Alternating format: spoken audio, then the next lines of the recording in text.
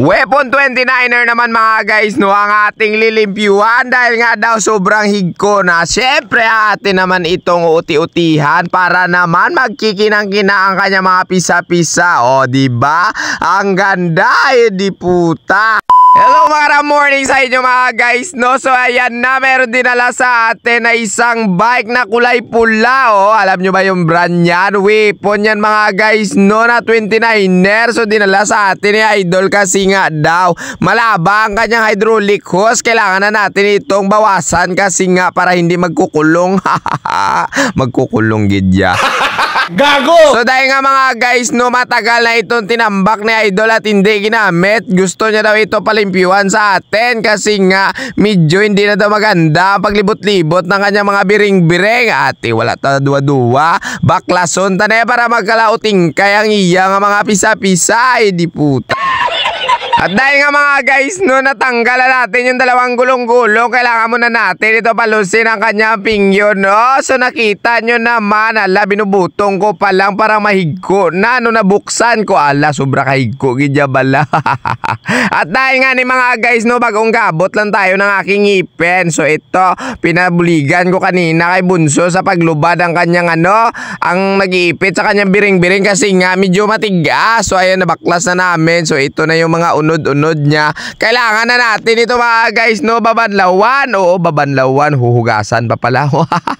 Wala pa galing hugasan, banlaw na. Ay, di puta. Hinangag. So ito na nga ni mga guys no, para magtatabog ang natitira niya mga kike. Babanlawan na natin ito ng tubig-tubig. Tapos pipiswita natin ang hangin-hangin. So ito na, maganda na yung kinalabasan ng aking inubra. Nagkikinang-kinang man siya ba? Ayambot na lang gida. At dahil tapos na tayo mga guys sa paglimpyo na kanyang pisa-pisa no, ito naman yung binanlawan. Hinabunan pala natin. Tapos binanlawan para naman manami mamaya tingnan no. Magkatapos syempre, hindi natin kalimutan, lagyan mo na napapadanlog bago gamitan ng special tools no. Abawa. Liso-liso na naman si Maninoy ba daw pihoy. So habang gumagawa ko dyan mga guys ng hub ni Sir no, ay hala sabihin ko sa inyo, ano pala yan, hindi yan pulse type, bali ano yan, rat set. Oo, ayan pakinggan ninyo ha. So ayan na nga ni mga guys no, naguni na siya na parang helicopter.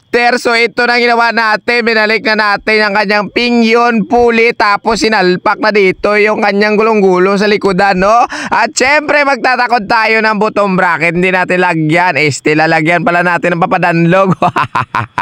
Excited talaga ako mga guys ha. Pasensya talaga mga guys ha. Minsan kasi nagpipilo talaga yung dila ko pag nag-aambal ako. So ito na nga ni mga guys no, binalik na natin yung gold chain ni Idol, tapos nilagyan ng papadanlog. Syempre papatiringin muna natin no, bago natin buhian.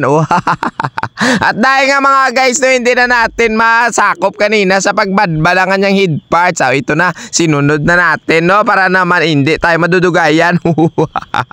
Dudugayan gidya. At dahil nga ni mga guys no, maumok lang kanya biring-biring sa idalong, kinamot ko na lang. Tapos piswita natin ito ng langis-langis para naman maukas ang iya mga higko nga mga danlog.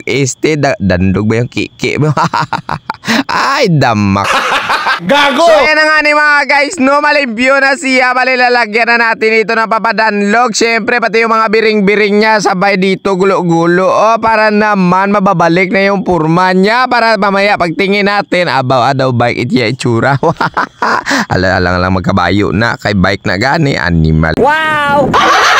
So yan nga ni mga guys no, natapos na yung bike na inubra natin. Maraming salamat sa inyo sa walang humpay na suporta at pag-share. Sana'y na-enjoy kayo. God bless to all. Bye-bye!